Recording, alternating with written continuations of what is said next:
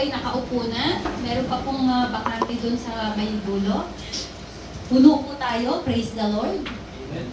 And I do believe that the Lord will bring more souls, no? Amen. Marami pa po tayo, kung may mga kakilala pa po kayo, mga ate, it's the best time.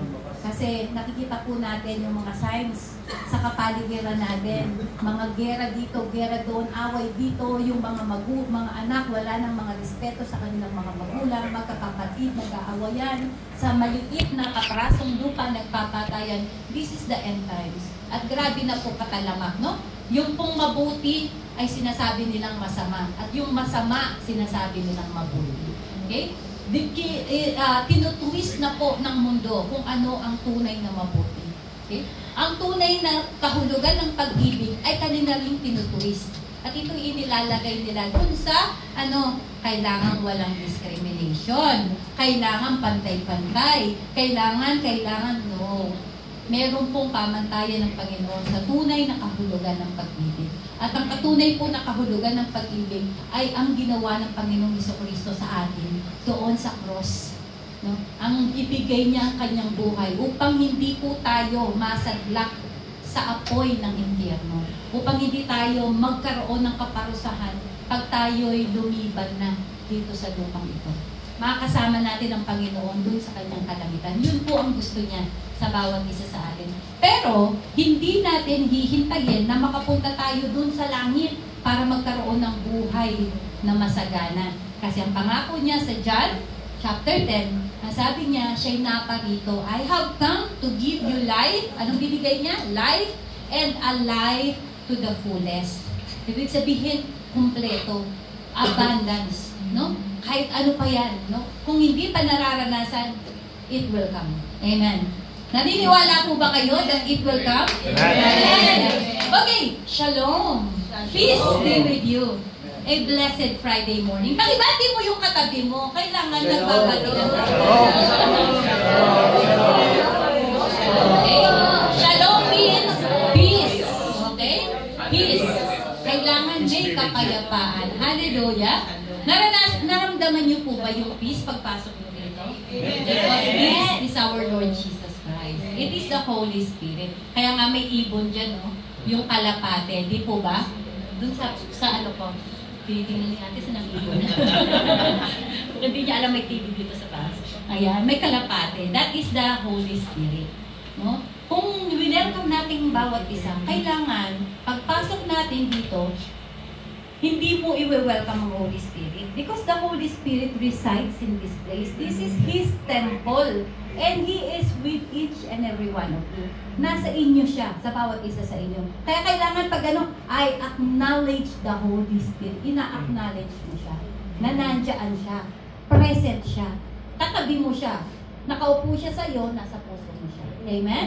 Hallelujah. Naniniwala po ba kayo nasa atin ang banal na Espiritu? Amen. At syempre, dahil sa araw-araw, we need help. Amen?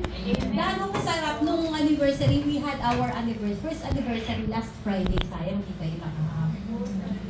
Nasa Staraha kami, sana nakapag-swimming kayo. Sa next year po, kasama na namin kayo. By the way, welcome po sa aming panambahan. Jesus the Great I Am. Ang aming pong foundation is Jesus Christ. Ang ating pinag-aaralan dito, nothing less and nothing more, but only the Word of God. Bible basis po tayo. Amen? Pag po meron kaming tinuro na wala sa Biblia, layasan niyo po kami. Okay? Iyatan ako po. Yung sa labi. Okay. Okay po. Ayun, wala. Sorry po. Okay.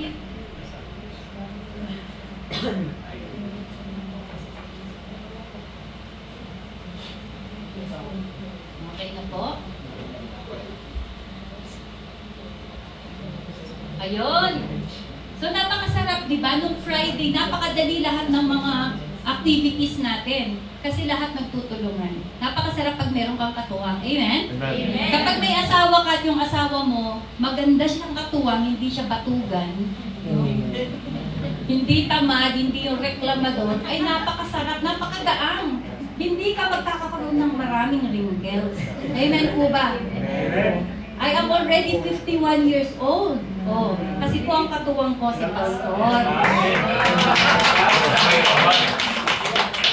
Yan. So, di ba, kapag meron kang mga kapatid na ganun din, sarap na, di ba? Amen. Hindi yung ikaw lang lagi naghuhugas ng pinggan, ikaw lagi nagwawali, lahat. Di ba, ikaw na lang na ikaw, masarap yung may katuwang. In every aspect of our life, we need help. And we know, kaya po yung title natin, The Very Ever-Present Help. Kasi, even you don't have a husband who is helping you, even you don't have a friend who is very helpful, or a sister, or a parent na very supportive, even without that, I guarantee you, you still have a very present help in times of need. And that is the Lord Jesus Christ. And He is in the form of the Holy Spirit. Okay? Naniwala kayo that you have the Holy Spirit? Therefore, meron kayong katulong. You have the ever-present help. Okay? Kasi sabi sa Acts 2:38, sabi dito, ang sabi dyan, yung salamin ko, ito pa lang, namulat. Ang sabi po dito, sabi niya, repent and be baptized, every one of you. Nag-repent na po ba?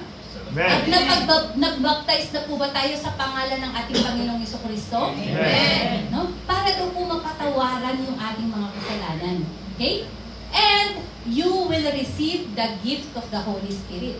So anyone who repent and have baptized by the name of the Lord Jesus Christ, your sin is forgiven. Amen? Amen. Hindi natatapos doon. Ang sabi, and you will receive the gift of the Holy Spirit. So if you did that, if you repented and you received the baptism in the name of Jesus Christ, you have the Holy Spirit. Amen. Pakitaas po ng kamay ng mga may Holy Spirit dyan. Amen. Amen. Hallelujah. Okay. Saan po kinuha yung ating scripture? Ito po yung scripture natin. I took it from Psalms 46 verse 1. God is our refuge and strength, an ever-present help in times of trouble. Okay? Meron po sa ibang translation, sa ESV, a very present help in trouble. At sa NIV, always ready to help in times of trouble. Eh, saan ka pa? In all version, it guarantees you that you have a present help in times of trouble. Anything and everything you need help. Hindi lang po patungkol sa Bible, hindi lang spiritual. Anything, the Holy Spirit is ready to help you. Amen? Amen. Okay. So, hindi ko po pala nailabas yung version. Sorry po. Okay. Who is our ever-present help? Nabanggit ko it is the Holy Spirit, but let us go back in the Old Testament na ituro ko na to. Our Ebenezer, di ba? Nabanggit ko sa nung nakaraan yung tinuro natin si Ebenezer, Eliezer, which means God of help. Palagi siyang handang tumulong. Ang sabi, you just have to shout His name. You just have to pray and He will help us. And during that time in the Old Testament, kailangan merong pang pag-aayuno. Meron talagang sa sacrificial sila offering. Katulad ng ginawa nila Samuel, nila David, para sila'y manalo sa lahat ng laban. So if you have a battle in your life, today, at present, whatever battle, no? Kahit yung pinakamaliit. Nung makati yung likod mo, o masakit ang ulo mo, maliit na battle, akala mo maliit na battle, the Lord is your ever-present help. Tutulungan ka niya sa nararamdaman mo. Amen? And, of course, in the New Testament, He is called Jesus. In the Old Testament, ito po yung mga pangalan niya. Sa New Testament, ang pangalan niya Jesus. Amen? But Jesus didn't have to stay longer. No? Hindi siya mag-stay ng matagal. Kasi, if hindi siya maipapako sa krus, hindi siya namatay, at hindi siya muling nabuhay, wala pong kapatawaran ang lahat ng ating kasalanan. there will be no remission of sin. There will be no forgiveness. There will be no everlasting life for us if Jesus did not die. And if He did not go to hell and risen on the third day. So resurrection is very important. Amen. So, before He left, He promised another helper. And pangalan niya, helper. And who is this helper? He is Holy Spirit. Amen. Okay? So, ngayon, sa Gospel of John, from chapter 14 to chapter 16, extensively, John introduced the Holy Spirit. It is Jesus Christ talking here. No? Si Jesus Christ po mismo ang nagsasalita in the book of John, introducing the Holy Spirit as our helper. Okay? So, He said, and He used the name helper. In the Greek word, parakletos. Okay? Sa Greek word, remember last time, I'm always teaching the Hebrew name because in Old Testament, ginamit nila doon Hebrew. So, in the New Testament, Greek ang language. So, ang ibig sabihin daw po ng helper in Greek is parakletos. Kaya po, marami siyang mga version sa Bible, mababasa mo ang parakletos translated into helper, comforter, counselor, advocate. Okay? All in all, to sum it up, helper. Ang sarap ano? Meron kang katulong na walang bayad. Free. At meron kang katulong hindi na magre-reklamo. No? Kasi may katulong, hindi na nga ako pinapakain. Hindi pa ako wala pa akong day off. No, 24/7 ang trabaho ko. Meron kang katulong, kapatid. Every day, 24/7, you have a helper who does not complain, but always ready, willing, and desiring to help you. Amen. Diba napakasarap?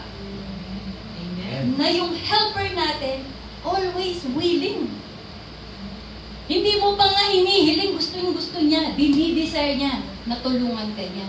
This is the Holy Spirit. Amen.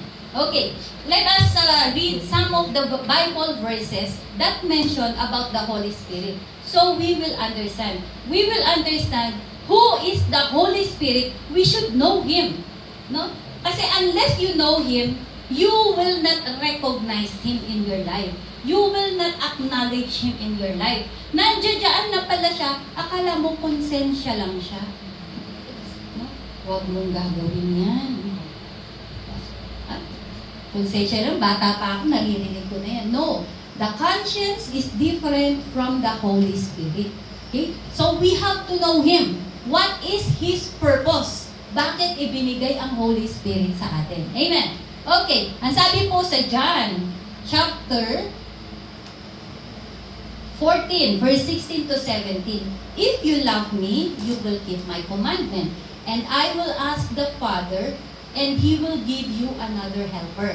Okay? Bibigyan po ng another helper. Ibig sabihin, nilagay niya dito yung another because Jesus remains as helper. Nananatiling si Jesus as helper. So, giving you another helper, which is yun yung parakletos, ha? Yung po yun yung Holy Spirit na comforter natin, advocate natin, at saka, ano ba yung term kanina? Ano na po? Okay. Tapos sabi dito, to be with you forever. So, napakagandang pangako. God is going to give us a helper who will be with us forever. Kaya nga po, 24/7, walang resignation. 24/7, dire-diretso. He will not resign. He will remain in us forever. Sa 17, even the Spirit of truth. So this is the Holy Spirit. He is also the Spirit of truth. So lahat ng sasabihin niya sa iyo, it's all about truth. No? What is the truth? It's only the Word of God. Okay? Let your husband be a liar. Pag sinabi niyang, ikaw patuloy ka pa rin nakakasal, hindi ka pa rin naliligtas. Let your husband be a liar because the truth says, if you receive the Lord Jesus Christ, if you repent, receive the Lord Jesus Christ by baptism, you will receive the Holy Spirit. So you are saved. Sabi niya, your sin has been forgiven. Amen. So let your husband or anyone be a liar and let the truth remain. At yun yung salita ng Panginoon. Sino magsasabi sa iyo ng truth? The Holy Spirit. Because He is the Spirit of truth. Sabi niya, whom the world cannot receive because it neither sees Him nor knows Him. Hindi daw po ito tinatanggap ng mga makamundo kasi hindi siya kakilala. Pero ikaw, ang sabi niya, you know Him, for He dwells with you and will be in you. So, you should know, you must know the Holy Spirit. Kailangan kilala mo siya. Kasi sabi niya, nasa sayo siya, kasama mo siya, in you, nasa kaloob-looban mo siya. Amen? So, pagka ikaw, hindi mo talaga kilala si wala siya sa'yo. Okay. Therefore, so, hindi ko na po inisa-isa yan. Yun din po yung sinabi ko kanina. And then, sa John 14 verse 26, but the Helper, sabi niya, the Holy Spirit, whom the Father will send in my name. Oh, kailan po matatanggap yung Holy Spirit? Balik ko po muna ha. Kailan po siya matatanggap? Ang sabi niya, if you love me, you will keep my commandments. And, at saka pa lang. So, if you love Jesus, and you obey His commandment, tapos, tsaka pa lang, and I will give you, and I will ask the Father to give you the Holy Spirit. So, nung hindi mo pa kilala si Jesus Christ, hindi mo pa naiintindihan yung pagmamahal niya sa'yo, hindi mo pa siya love. Pero nung naunawaan mo yung love niya sa'yo, niligtas ka niya sa apoy ng impyerno, then, nalove mo na siya. No? At natututo tayo unti-unti, sinusunod yung kanyang mga salita. Kaya po, sabi niya, and I will ask, tsaka palang inas ni Jesus sa Father na ibigay sa iyo yung Holy Spirit. So, Jesus is still actively participating. Kapag nakita niya that your heart is in love with Him and following His commandment, He is actively asking, nagpo-pray siya sa Father in Heaven to give you the Holy Spirit. So, what sabi? When you love Him and obey His commandments. Amen. So ngayon, ang sabi pa dito, the Holy Spirit that the Father will send you in my name will what? Teach you all things. So, all things. Sinabi bang Bible verse lang ba iti-teach niya sa atin? Sinabi ba spiritual lang? It says all things. Anything under the heaven. No? Anything you can ask the Holy Spirit. Siya yung HS. Holy Spirit. Huwag kang pumunta kay AI. Kay ChatGPT. Pumunta ka kay Holy Spirit. Don't go to your laptop and type there. Anong gagawin ko? Go to your closet. Go to your room. In your secret place. Pray. Acknowledge the Holy Spirit to give you the answer to all your question. Amen. Because yun ang sinabi niya. He will send the Holy Spirit sa pamamagitan ni Jesus Christ. Alam niyo yung book of John? It talks about the Trinity, the Father, the Son, and the Holy Spirit. No? Kung makikita niyo, nabanggit po ni Pastor Bernard doon sa mga nag-aaral ng Bible study. Bakit si Jesus Christ, hindi niya sinasabing siya ay God when He is on earth? No, ang daming mga tanong sa kanya, nandun na siya, ipapako na siya. Kahit tanongin siya, ikaw nga ba ay Diyos? Hindi niya sinasabi directly, oo, ako nga Diyos. Kasi ang purpose ni Jesus Christ to glorify the Father. Amen? At ngayon, itong si Holy Spirit is to glorify the Son. Amen? Sige, makikita po natin dito. Okay, ang sabi dito, sabi sa verse natin, okay, yun daw pong Spirit of truth will teach us all things, bring to your remembrance all that I have said to you. Hindi lang kaituturuan ng lahat ng bagay, kundi ipapaalala niya lahat daw po ng narinig ninyo na sinabi niya. Kasi kung inilagay siguro ng Bible, lahat ng mga sinabi ni Jesus Christ, sabi nga hindi magkakasya Kasi lahat kumpleto na. So always go back to the Bible. So the Holy Spirit, ang purpose niya, ang role niya, His role is for us to teach us in all things and to remind us of everything that we have heard. So, kung may napag-aralan tayo sa Bible study, tapos narinig mo bigla, ay, oo, napag-aralan namin yan. Or kung minsan, dumating ka doon sa klase ng sitwasyon na yon, nagkaroon ka ng problema, ang sabi niya, ang sabi sa James, hindi daw dapat ako natitinag sapagkat ang problema ay nagpapatatag sa akin. Diba? Ay, ang sabi pa sa ganitong verse, ganitong verse, ang dami mong maaalala, i-apply mo ngayon sa buhay mo. It is the Holy Spirit that reminds you. Amen? Amen? It is the Holy Spirit. Amen? Okay. At pagkatapos, sa 16. Okay. Nalito ako. Ayan. Kasi ang mata ko malabo, dito na lang tayo. Okay po. Nasabi ko na to? Opo. Okay. So, ito pang mahalaga. The Holy Spirit bear witness about me, sabi niya. Kay Jesus Christ. Si Jesus Christ ang nagsasalita dito. So, the Holy Spirit is bearing witness of Jesus Christ. So, sabi ko kanina, yung God the Father, ang nagwi-witness para sa Kanya, yung God the Son, si Jesus Christ. Ngayon, yung Holy Spirit ang magwi-witness para kay Jesus Christ. Amen? Tapos, nagte-testify siya. So, it testifies about Jesus Christ. Okay. Sa John 16 verse 7 to 8, nevertheless, I tell you the truth. It is your advantage that I go away. So, kapag po mahal na araw, huwag na tayong nalulungkot kasi mamamatay si Jesus Christ. Ilang beses po bang mamamatay si Jesus Christ? No? Kapag Holy Week, don't be sad anymore. Instead, rejoicing ang dapat na character natin. Because it says here, nevertheless, I tell you the truth.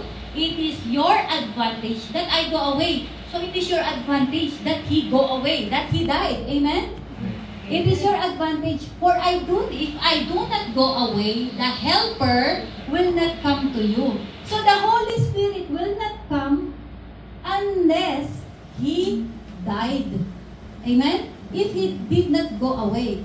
Kasi yung kanyang pag-resurrect, umakyat sa langit, umalis na po siya dito sa lupa. Amen? So mahalaga na malaman natin bakit siya namatay para dumating yung Helper, yung Holy Spirit. Okay? So, but if I go, I will send Him to you, and when He comes, He will convict the world concerning sin, righteousness, and judgment. So ngayon, when the Holy Spirit is in you, kino-convict ka na niya. Mali yan. No? Kaya kung wala pa rin conviction, patuloy ka pa rin sa pambababae. No? Let us ask ourselves, do you really know the Holy Spirit? Because if the Holy Spirit is in you, hindi mo na yan ginagawa. Amen? Amen. O, kung ikaw ay babae naman, let's generalize it. No? May asawa ka na, nakikipag-chat ka pa, umaabot ka pa ng madaling araw. At pagkatapos nalilate ka sa gawain mo, sa trabaho mo. O kaya pagdating mo sa trabaho, antok-antok ka. Pag pinagalitan ka ni boss, ikaw pang galit. O kaya ni supervisor, ikaw pang galit. Eto, pakilamera ito. Wala nang nakita kundi ako. Diba? Because ito po yung purpose ng Holy Spirit. If you have the Holy Spirit, you will be convicted. Nako-convict ka. Alam niyo yung convict, hindi ka yung parang kino-condemn. Hindi condemnation. Hindi guilt. Hindi po yun. Ang conviction is, pinapaalam niya sa iyo na mali ito para hindi mo na gawin. Okay? So tapos, kino-convict ka niya sa righteousness. Dapat na ginagawa yung right, hindi left. Righteousness. Amen? yung pong dapat na mabuti, dapat nakalugod-lugod sa Diyos. Kahit na kaibigan ko, kunyari, best friend ko na si Kuya Arnold, mali siya, hindi ko siya dapat kakampihan. Kasi yun ang trabaho ng Holy Spirit sa akin. Iko-convict niya ako, sasabihin niya ako that Kuya Arnold is wrong. So, hindi ako dapat papanig kay Kuya Arnold pagsasabihin ko si Kuya Arnold kasi mali siya. Amen? That is the purpose. So, kung ikaw, bias ka pa, dahil best friend mo siya, kahit mali siya, kakampihan mo, hello, may Holy Spirit ba dyan? Meron po ba? Meron. Okay. At tapos, judgment. Okay, yung judgment, that is yung pagka-judgment, yung tamang judgment, no? Nakita mo lang yung isang tao, no, ganito yung suot niya, let me use the word, napakalandi ng babae niya, ba't ganyan ang suot niya? Meron tayo agad judgment, no? Ganun agad. Tapos pag nakita mo nagkukwentuhan sila, nagchichismisan sila. May judgment agad, no? So, hindi po daw ganon. Ang work ng Holy Spirit, makinig po tayo, ang work ng Holy Spirit ay i-convict po tayo, no? I-convict po tayo sa kasalanan, sa righteousness, at saka sa judgment. Okay po? Sa 16, malinaw po ba? I'm setting these verses for us to understand who is the Holy Spirit and what is His role sa buhay natin. Okay, in John 15 verse 26, but when the Helper comes, ba't bumabalik ako? Okay, when the Spirit of Truth comes, He will guide you in all the truth. Ba't bumalik, anak? Or hindi? Tama. In all truth, He will not speak on His own authority, but whatever He hears, He will speak, and He will declare to you the things that are to come. Aba, hindi mo pala kailangan pumunta sa fortune teller or yung mga huhula. Hindi mo pala kailangan pumunta sa astronomer or astrology ba tawag ko? Astrology. Hindi mo pala kailangan pumunta dun sa mga tarot card reading. Hindi mo pala kailangan pumunta dun sa mga may crystal ball. Kasi ang sabi niya, when you have the Holy Spirit, He will declare to you the things that are to come. Malalaman mo pala yung mga bagay na darating. Amen? So, napakaganda. Lord, gusto ko nun. Tell me ba? Maraming ngayon nagkukunyari ang propeta eh. But if the Holy Spirit is really in you, you may know what is the things to come. Okay, and then He will glorify me, for He will take what is mine and declare to it. So lahat ng sasabihin ng Holy Spirit, everything comes from Jesus Christ. Amen. Amen? Everything that He do, it's glorify Jesus Christ. To glorify Jesus Christ. So when you have the Holy Spirit, it's not glorify me. I have the Holy Spirit. I have the power. I can lay hands on the sick and I can heal. Napagaling ko si God. No? I lay hands on kuya ganito ganyan at napalayas ko yung masamang espiritu. Di ba? Ang yabang-yabang mo na. Glorify me. That is not the Holy Spirit. Ang Holy Spirit is glorifying Jesus Christ. Amen? Huwag po natin kakalimutan yan. Okay, so, ngayon, everything that have been said in the book of John, chapter 14, 15, and 16, nagmanifest. It comes to reality sa book ng Acts. Okay? Sa book ng Acts, eto na, yung pinangako niya, darating na. Okay? Pero bago yon, ang sabi niya dito sa Acts chapter 1, verse 4 to 5, tapos sa 8, sabi niya, and while staying in them, He ordered. Kapag order, ano yon? Pakiusap ba to? Hindi, order. Utos, command. Sabi niya, He ordered them to depart from Jerusalem, and not to depart from Jerusalem, but to wait for the promise of the Father, which He said, you heard from me, from John the Baptist with water, baptized with water, but you will be baptized with the Holy Spirit not many days from now. So, He ordered, kinumand niya, huwag kayong aalis dito sa Jerusalem. Sabi niya, sapagkat in few days, darating na yung helper, yung Holy Spirit. Amen? Okay. So ngayon, dun sa 8, ang sabi niya, but you will receive power, ang sabi niya, when the Holy Spirit has come. O bakit niya in order na hintayin ninyo? Kasi importante, di ba?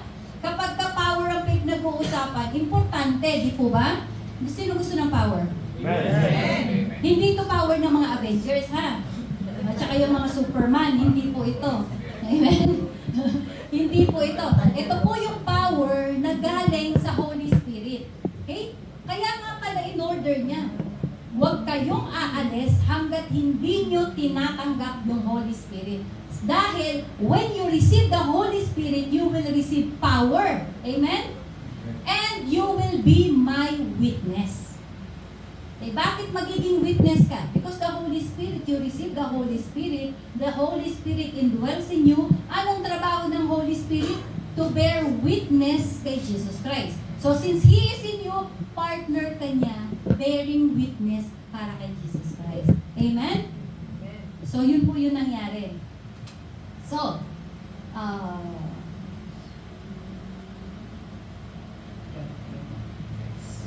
okay.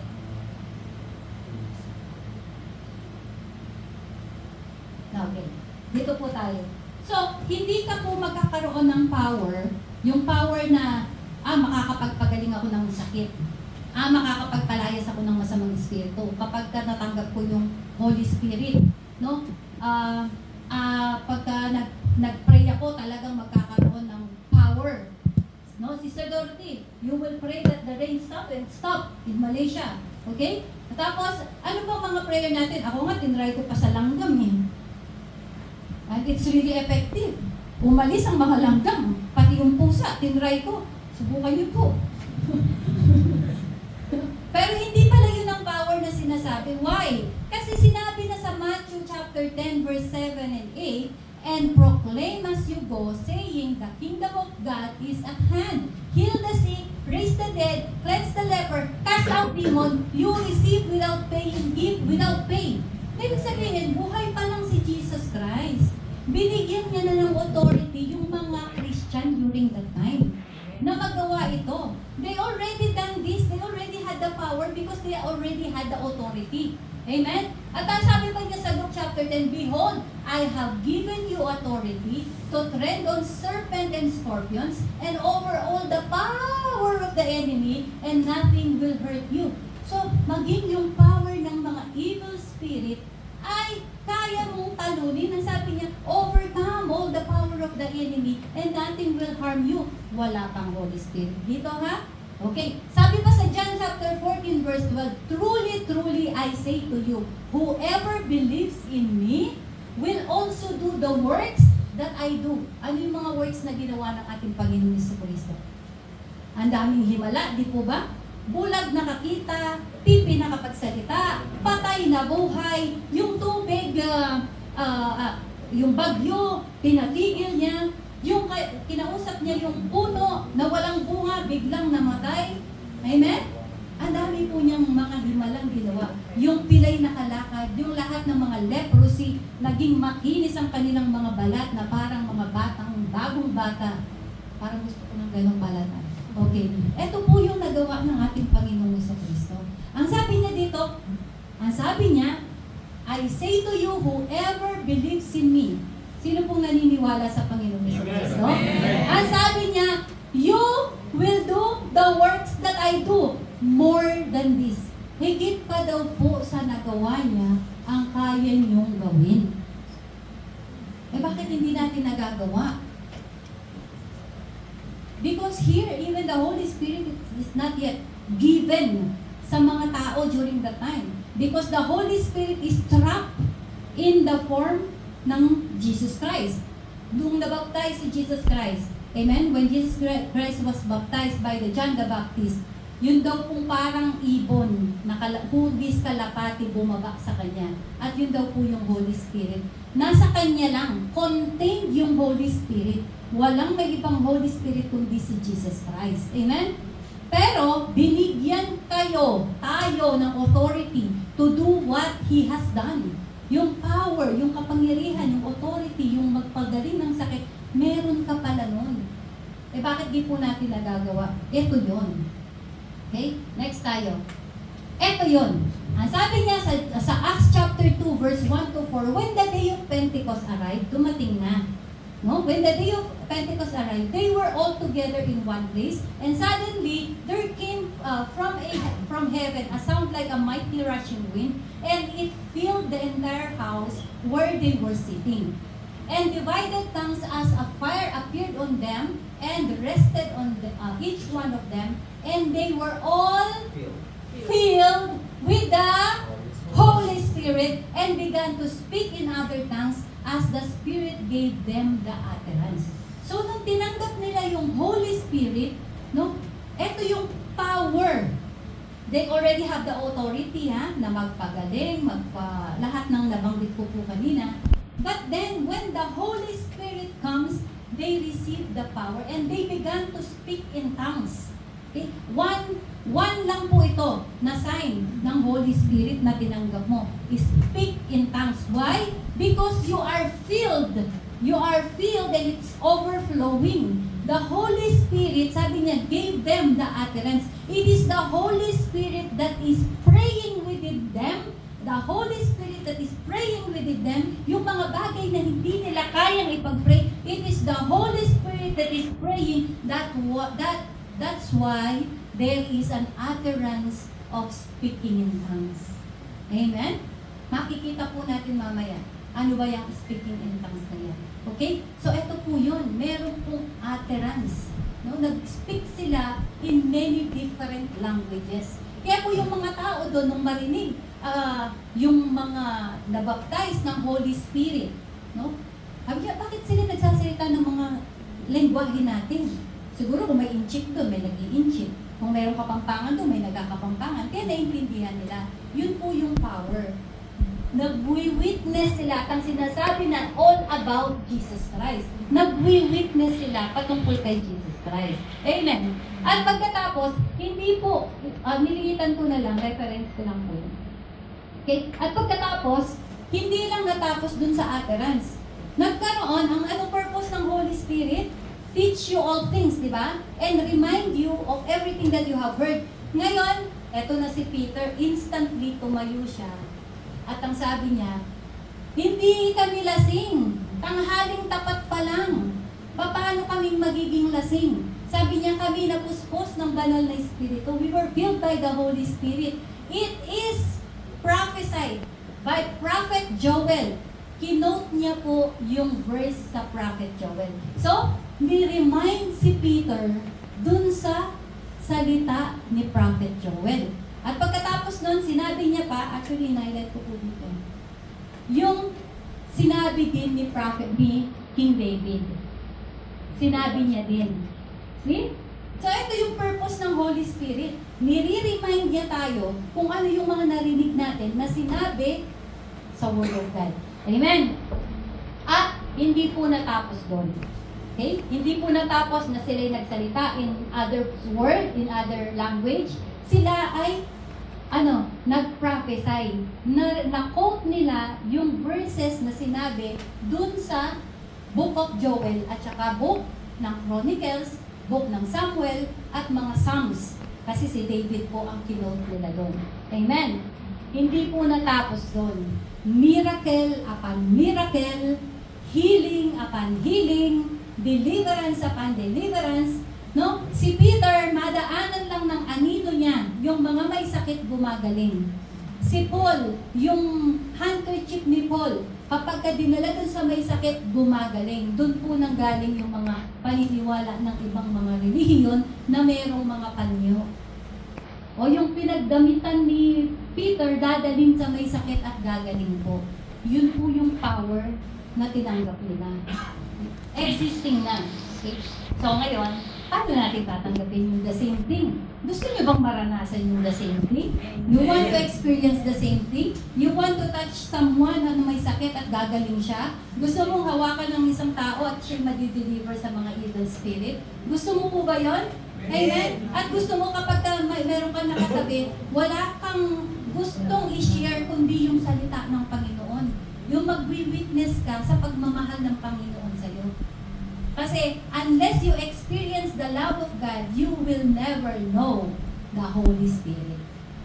And when you experience the love of God, you will experience the Holy Spirit and you will become a witness. So, paano natin mararanasan yung mga bagay nito? Tinuruan po ako ng Panginoon nung nakaraang linggo. Kaya ito po yung naging message ko. This specific verse ang ibinigay po sa akin ng Panginoon. Ang sabi sa Romans chapter 8, verse 26, likewise, the Spirit also helpeth our infirmities.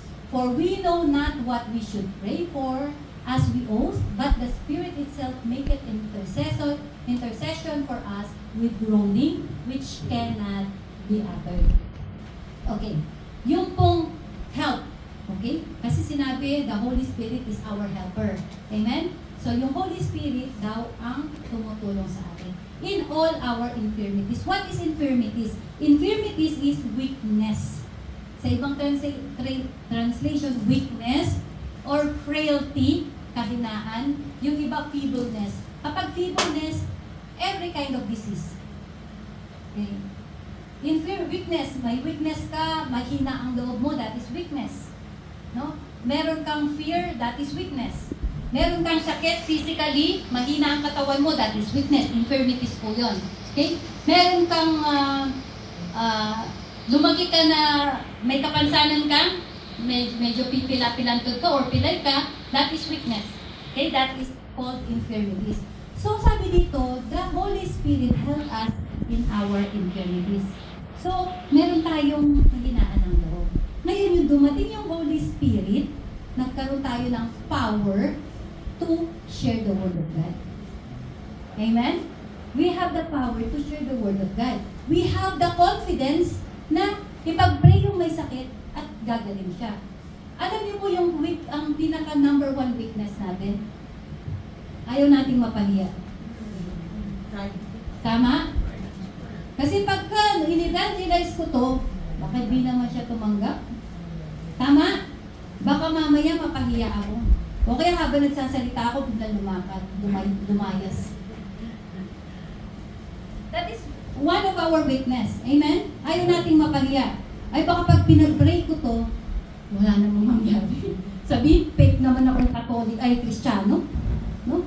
Pinag-pray ko, nandun pa rin, may sakit pa rin. Amen? Ito po yung mga nagiging problema natin.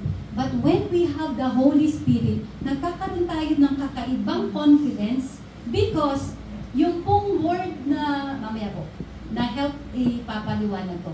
So, ito po yung klase ng infirmities. Tutulungan niyo tayo. Okay? Ano bang mga weakness nyo? Isipin nyo na. Tutulungan daw tayo ng Holy Spirit dito. Mahiyain ka, tutulungan ka ng Lord para dito. Si Ate Honey nga nakakapag-preside na. Amen. Diba? It is the Holy Spirit. Actually, yung sinabi niya kanina, mahirap magmahal, pero masakit, ano yun? Mahirap daw ang magpatawad ba o magmahal? Opo. Masakit. Ayan, masakit daw, mahirap daw kung magmahal ng mga taong nakakanakit sa atin. Okay? But the Holy Spirit helps us to love them. Continually to love them. Ito yung weakness mo eh, meron ka ng fear. Ayoko na siyang patawarin kasi sa susunod gagawin na naman yan. Hindi po ba? Ayoko na siyang pautangin, hindi na yan magbabayad. Hindi po ba? Ito po yun. Iba-ibang klaseng weaknesses. Iba-ibang klase, may sakit ka, meron kang mahinang ulo mo. Bobo, yung tinatawag na bobo. Wala nang bobo eh. When you have the Lord Jesus Christ, aba, bigla kang tatalino. Amen. Yung mga hindi marunong mag-English, marunong na mag-English. Kasi lagi mo nababasa yung Bible, naririnig eh. Yung mga hirap mag-Tagalog, ay, di liman. Gagaling magtatagalog yan. Amen po ba? Amen. Totoo po yan. Kasi ang sabi niya, He will help you in all things.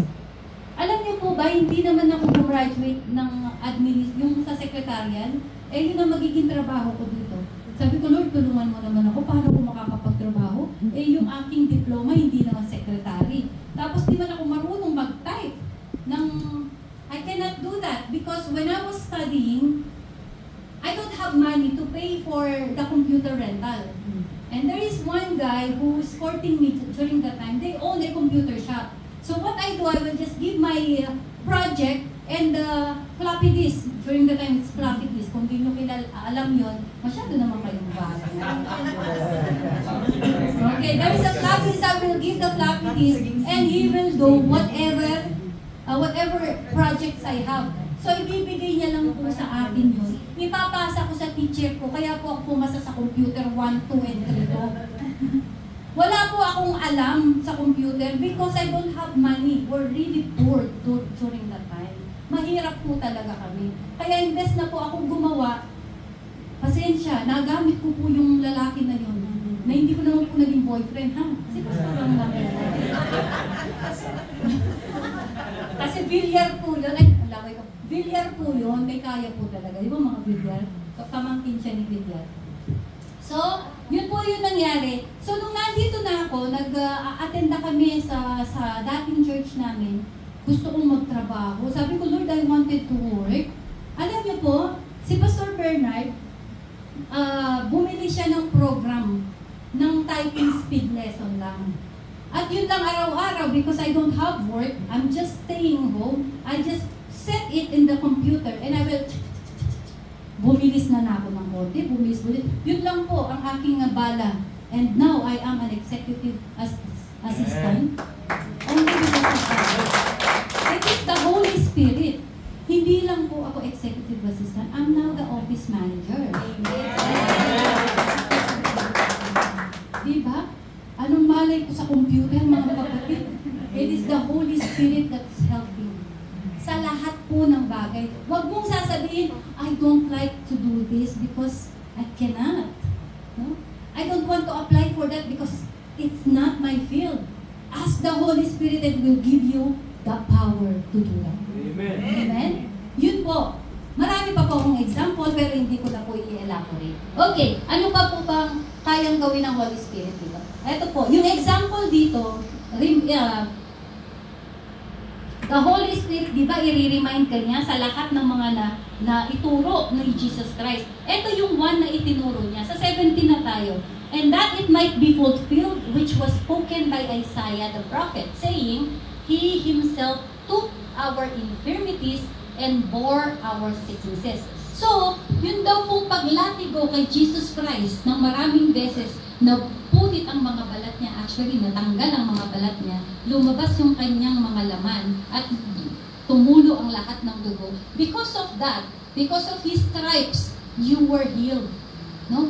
Gumaling ka daw po sa lahat ng klase ng infirmities. If you have this deficiency, mahina ang kukote, sinasabi nilang bobo ka, you will never be bobo again because you have Jesus Christ. When you receive the Lord Jesus Christ, He will empower you through the power of the Holy Spirit. Tatalino ka. Amen? Yung makakalimutin ka kamo, the Holy Spirit will make your mind sharper like a child. Amen? At lahat ng klase ng sakit, name it.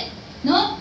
Pinagaling niya yung mga bata pa, isinilang, na gano'n na mapilay na bulag na pagaling ng Panginoon. Yung mga may terminal na sakit, no, yung pagdurugo, no, lahat po yan. Name it. Yan po ay kayang pagalingin. So, ni-remind ka ng Lord. Nire-remind ng Lord. Ito pala yung mga benefit mo pag tinanggap mo ang Panginoon. Kaya, kung may sakit ka, at ito laging nire-remind sa'yo ng Holy Spirit, that, sabi niya, He took all your infirmities. So, tatanggapin mo lagi sa sarili mo, pinagaling ka ng Lord. Pinagaling ka ng Lord. Pinagaling ka ng Lord. You have to act upon it.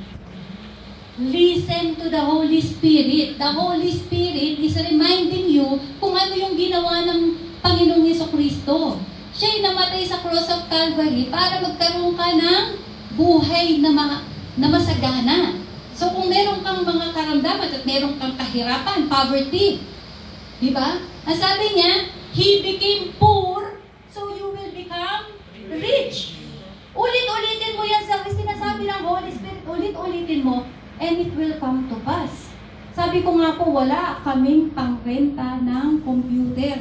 Aba ngayon, pwede na akong bumili ng laptop. Amen. Nirinigalo na lang po namin ang laptop. Hallelujah. Hindi po yan to glorify me. No? This is not to glorify me. This is to glorify Jesus in my life. Because the Holy Spirit is in me. Ang purpose niya is to glorify the Holy Spirit, Jesus Christ. So I am glorifying Jesus. Amen? Totoo po yan. Hindi ko nga po alam ang lasa ng ng fried chicken noon. Palaging isda to yung ulam namin. But ngayon, steak na mga kapatid. Amen. For the glory of God. Amen? Amen. Hallelujah. Ganyan po kasi talaga. Huwag po nating huwag po nating nilalagay sa box. Ang Holy Spirit. Ay, ang Holy Spirit, kapag nag-pray ako, tsaka lang yan, Pag umiyak ako sa prayer, tsaka lang yan mararamdaman. Pagka nagpo-praise and worship, tsaka lang siya mararamdaman. Hindi po. 24/7. Amen. Always talking to you. Always willing to help you. Ano man ang kahirapan mo, pati sa poverty, the Holy Spirit can help you. Bibigyan ka niya ng talino, paano ka makahanap ng trabaho. Okay, tuloy natin. And, ang sabi niya, the Holy Spirit help us when we don't know what to pray. Imagine, Apostle Paul, napakatagal niyang nagmi-minister. He is an apostle. And yet, sinabi niya, nahihirapan siya minsan sa panalangin. No? We don't know what we pray. But the Spirit itself make intercession for us in groanings, which cannot be uttered. So, alam niyo po yung meron kang gustong-gusto sa buhay, hindi mo masabi-sabi. Parang kunyari, yung anak ko, gustong-gusto niya ng yung smartwatch, Apple Watch. Gustong-gusto niya. Di ba? Hindi niya masabi-sabi, para siyang pusang di mapakali. Parang ganun tayo di ba? May gusto tayo, pero hindi natin makuha. No? Hindi natin masabi-sabi sa panalangin, kasi nahiya ka, baka hindi mo rin matanggap. Hindi effective yung prayer. Ito daw po yung Holy Spirit, ang siyang mananalangin para sa atin. Kaya ngayon nagkakaroon ka ng groaning. Sometimes in the form of crying. Sometimes in the form of tongues. Okay? You are praying in tongues. Sino pong may idea sa praying in tongues? Amen. Okay? So, pero naririnig nyo, may mga nagpa-praying in tongues, Yun po yung praying in tongues. Sometimes, the Holy Spirit is praying, siya na yung nagpa-pray sa'yo, hindi na ikaw ang nagpa-pray. At ang maganda pa, He is praying kung ano yung kalooban ng Diyos Ama para sa'yo, para mapangyari yun. Okay? Alam nyo, sa 1 Corinthians chapter 14, verse 2, when you speak in tongues, you have to desire speaking in tongues. For anyone who speaks in tongues does not speak to people, but to God. Indeed, no one understands them. They utter mysteries by the Spirit. So when we speak in tongues, we are directly talking to God. Amen. Di ba napakasarap nun? Diretso ka sa Lord. Nakikipag-usap because you're speaking the Word of God. Amen. Kaya pala, pag nag-i-speak in tongues, in prayer, malalim ka na sa prayer, at nag-i-speak in tongues ka, kaya pala yung prayer mo, mas mabilis masagot. Kasi direct ka nang nakikipag-usap sa Diyos. Parang, alam niyo yung linya, napakanipis na, ang bilis. Ganun po pala yun. At, kapag daw po nag-i-speak in tongues ka, you are giving thanks well enough. So kapag ka nagpa-praise, yung iba magaling kumanta, no? Ako, inggit na inggit po ako talaga. Ito yung holy na inggit, hindi po yung inggit na yung, yung pong naiinggit ako kasi ang ganda ng boses niya. Gusto ko rin magkaroon ng ganun ng boses para mapapurihan ko ang Panginoon. Para makaawit ako sa Panginoon, mapasalamatan ko siya, mabigyan ko siya ng glory. Hindi po pala kailangan yun. God, comforted me with this verse. Ang sabi niya, you are giving thanks well enough when you are speaking in tongues. So kung yung mga magagandang boses ay nakakapagpuri sila well enough sa kanilang kaparaanan in singing and some in the instrument, but if I am speaking in tongues, I am well praising the Lord. Yun pala yung the most way to worship the Lord. Because you're giving Him well enough. Sabi niya, in the way that God is glorified. So, hindi yung way mo, kundi yung way na gusto ng Diyos na mag-glorify siya. It is through speaking in tongues. So, yung mga kumakanta, may pakulot-kulot pa. Di ba? Yung mga ganun. No? Tapos, meron pang mga pataas-taas, may pababa-baba pa, mga alto, ganyan. Pero pala, pag nag-speak in tongues ka, it is the best and it is well sa Panginoon. Hallelujah. Amen. Okay? So, I want to be a witness. Kasi ito yung purpose ng Holy Spirit sa akin, to give you witness. Amen? Amen? Hallelujah. Ang sabi dito, the Holy Spirit help us in our infirmities. Hindi ko napansin, akala ko dati, napaka-bold ko na sa pananampalataya ko. Dahil pag nag-pray ako, nasasagot lagi ang panalangin ko. Akala ko, okay na. Meron din pala akong infirmities pa. Marami pa pala. And the Lord showed me these infirmities. Remember po nung nakaraan, ang sabi ko, masakit itong braso ko. At ang sabi ko, Lord, bakit gano'n? Nagpa-pray ako sa may sakit, gumagaling yung may sakit. Nagpa-pray ako sa may mga evil spirit, lumalaya sa, nadi-deliver sa may mga evil spirit. Pag nag-pray ako sa prayer request ng mga kapatiran, nasasagot yung mga prayer ko. But Lord, ba't ako nagpa-pray sa aking braso? Hindi talaga gumaling-galing.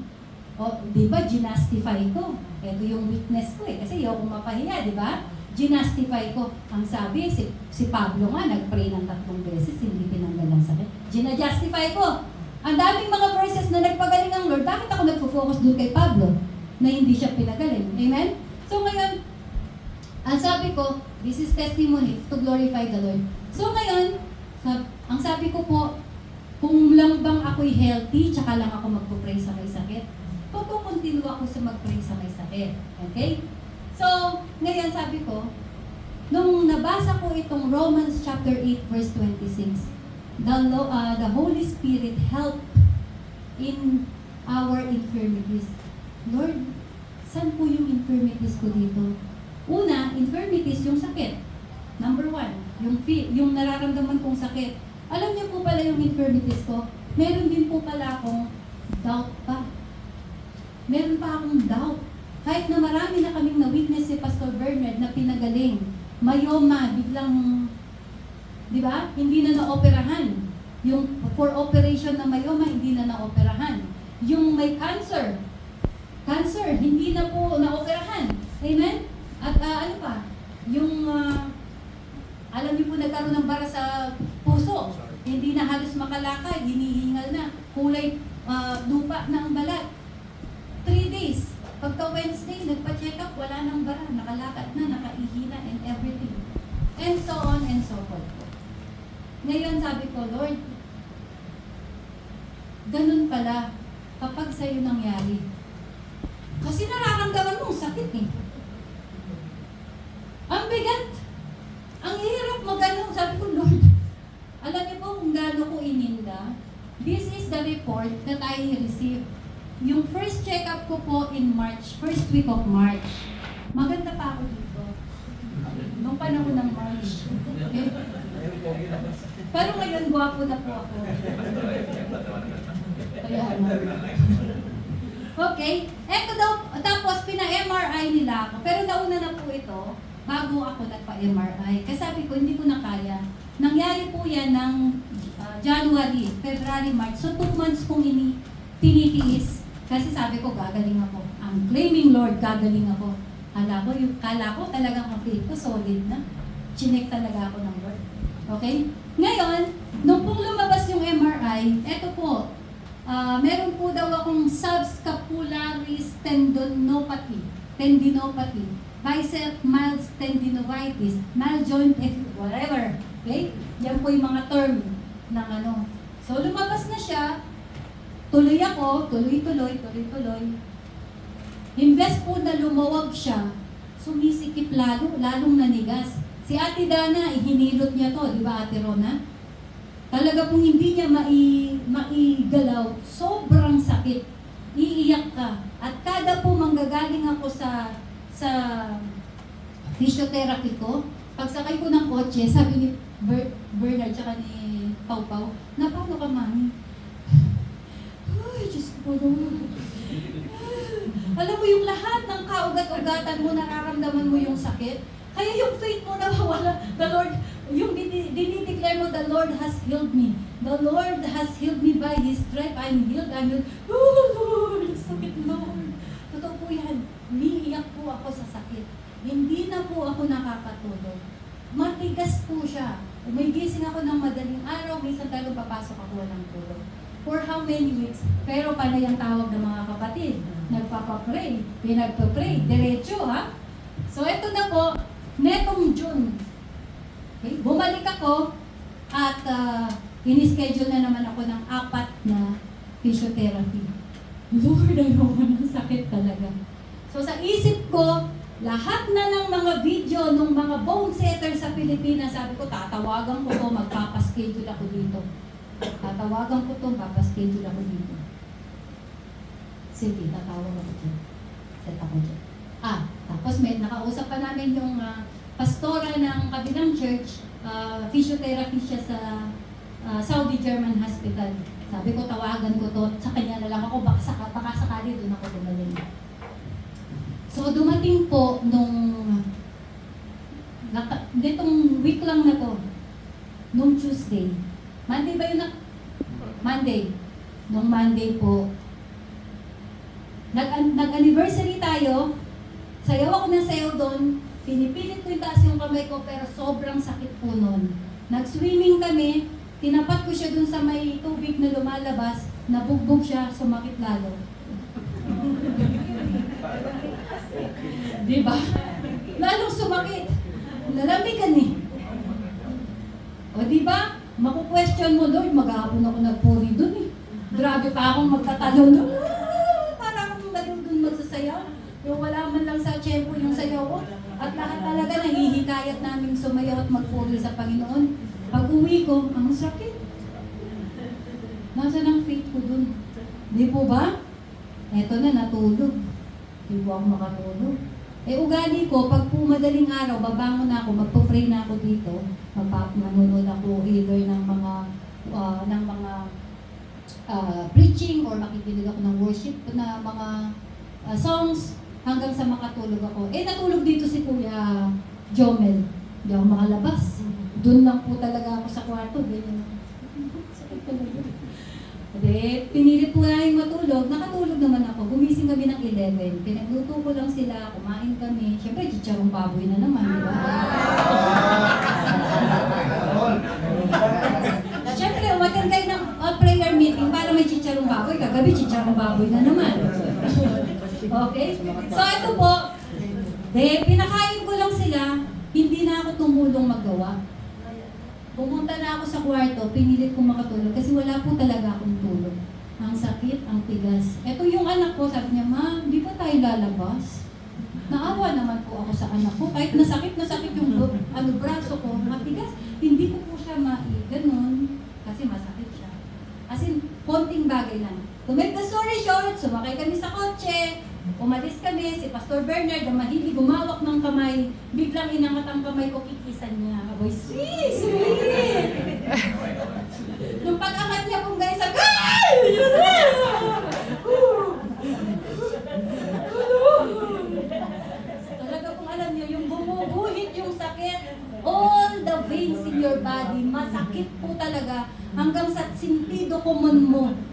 nararamdaman mo.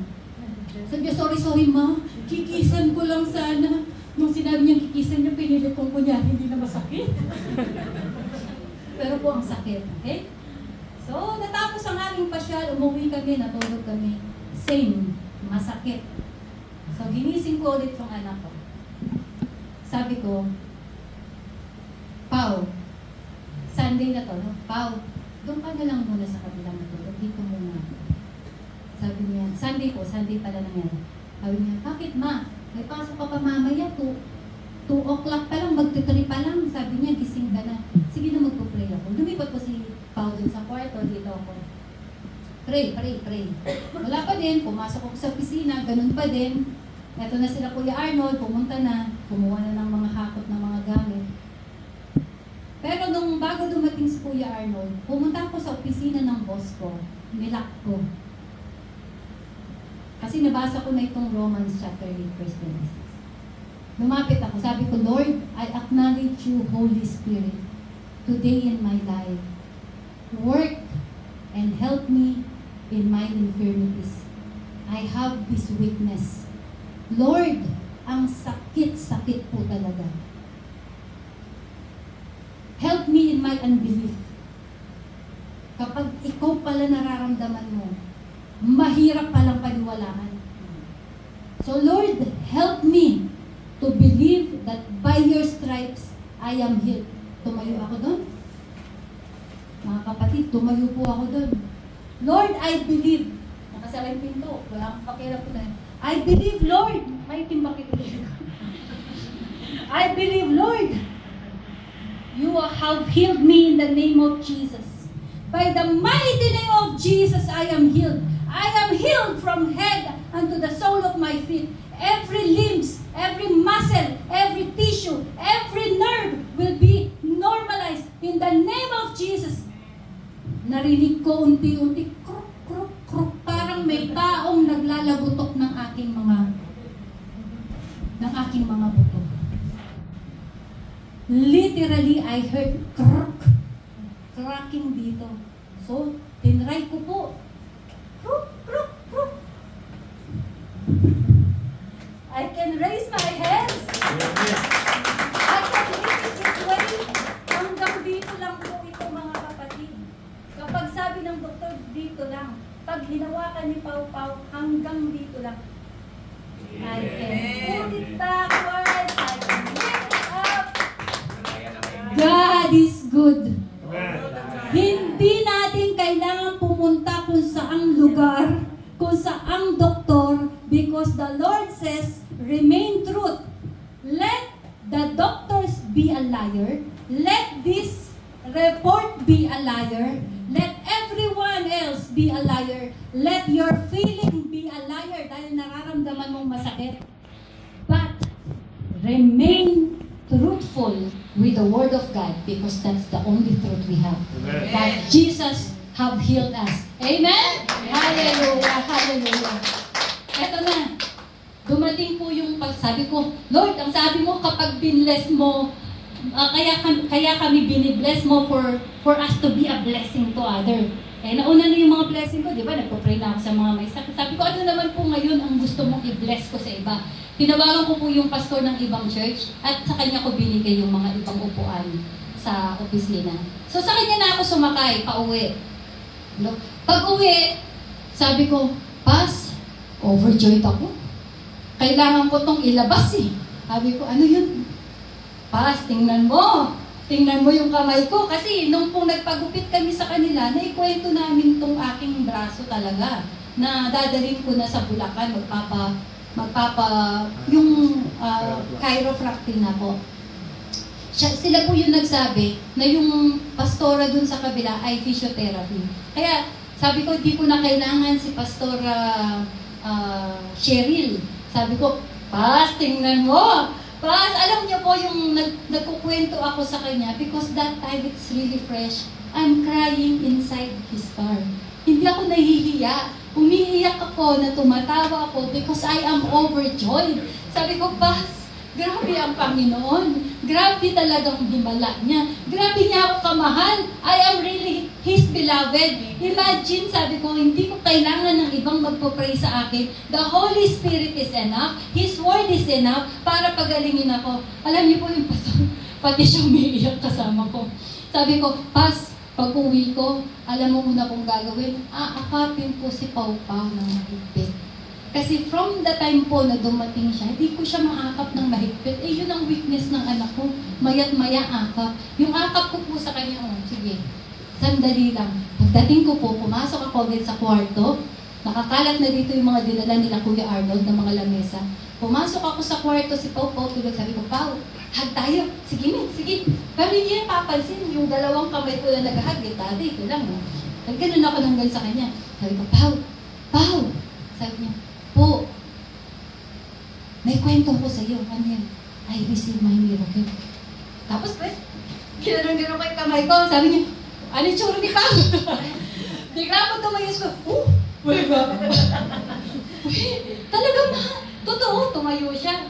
Sabi niya, Di, sabi ni Mami, pumasok ka daw dito, masakit daw yung braso niya, lagyan mo ng salompas. Pumasok po si Pastor, sabi niya, asa na? Masakit ba? Pinalagyan natin siya ng Daddy! Umiiyak na ako. Umiiyak po ako sa tuwa. Kinukwento sana. I'm really crying in joy. Sabi ko, Daddy, look.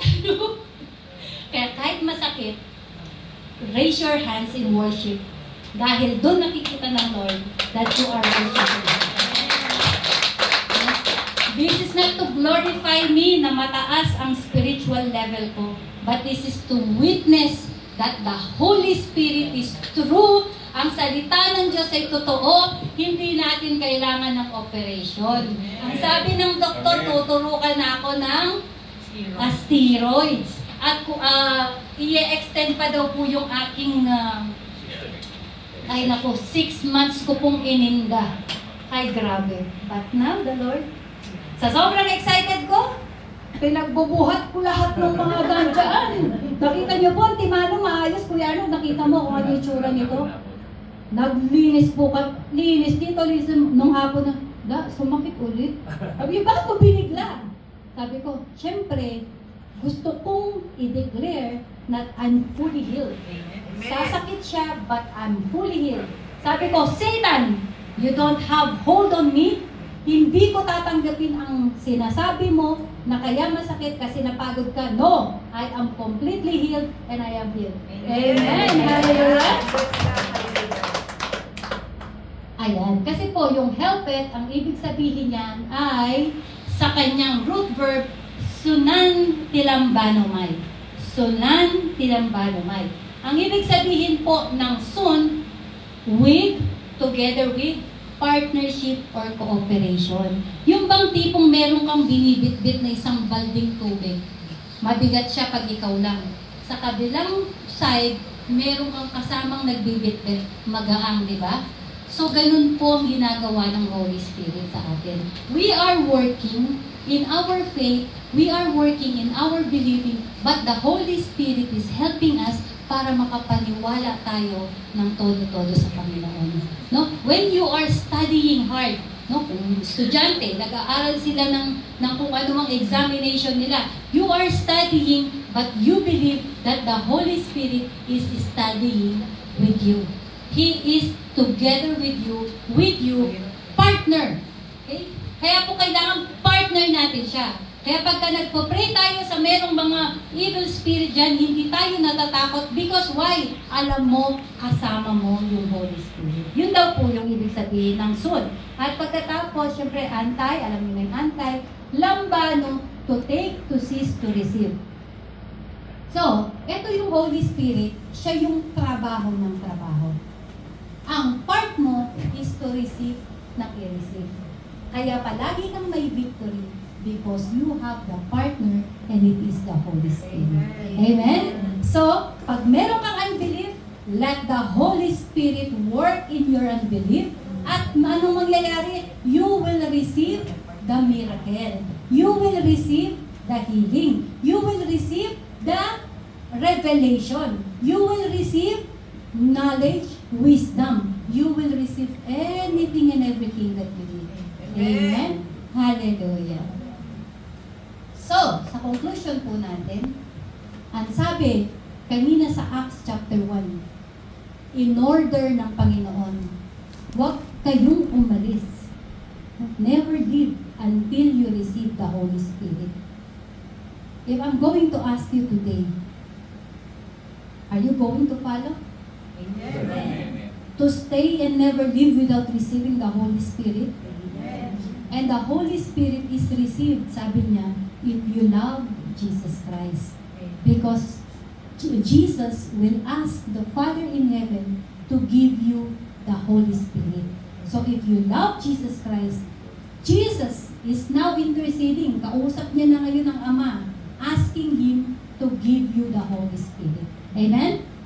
At ang Holy Spirit always desiring to help us. He desires to be your partner. No? He will work on your behalf. Ikaw po yung resting partner. Naituro ko na to dati, di ba? Yung bond servant. Resting partner tayo, siya yung working partner natin. So, wag po nating ilalagay sa sarili nating kumpiyansa, kundi ilagay natin sa Holy Spirit to do things for us. Amen? Even in our prayer, pag hirap na tayong manalangin, acknowledge mo yung Holy Spirit. From here, mararamdaman mo siya, papunta dyan, it will give you the utterance. Yung prayer na hindi mo kayang ilabas, ilalabas ng Holy Spirit. He will pray for you. Hindi lang siya nanalangin. He's not just praying with you, He is praying for you. So, if you're not praying, He is already praying. Jesus is also praying. Hindi ka nasisiro eh. How much more kung nakipartner ka sa prayer? The more, di ba, na yung prayer natin ay tatanggapin at magkakaroon ng solusyon, magkakaroon ng sagot. Amen? So, ang challenge ko, do not leave this sanctuary without being empowered. Through the name of the Lord Jesus Christ, by receiving the Holy Spirit, and to allow Him to intervene, intercede, and pray for you. Amen? Sino pong gustong tumanggap ng banal na Espiritu sa oras na ito? Ito po yung challenge ko. Never leave this sanctuary. Huwag kang papayag na uuwi sa araw nito na hindi mo tinatanggap yung Holy Spirit. Because it is the power that will activate kung anong meron ka na.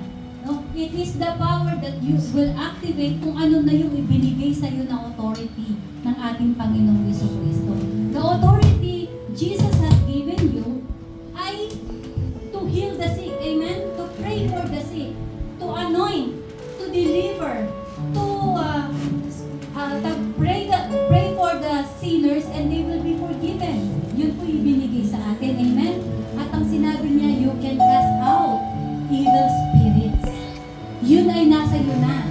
Now you need the Holy Spirit para ma-activate ka, mas maging powerful ka, na magawa mo yung mga dapat na ginagawa mo because of the Holy Spirit. Amen? So, kung sino pong gustong tumanggap ng Holy Spirit, you can come forward, Pastor Bernard, we can do the anointing. But, awit po muna tayo. When you receive the Holy Spirit, you will receive the power. You will receive healing. Even yung mga problema sa power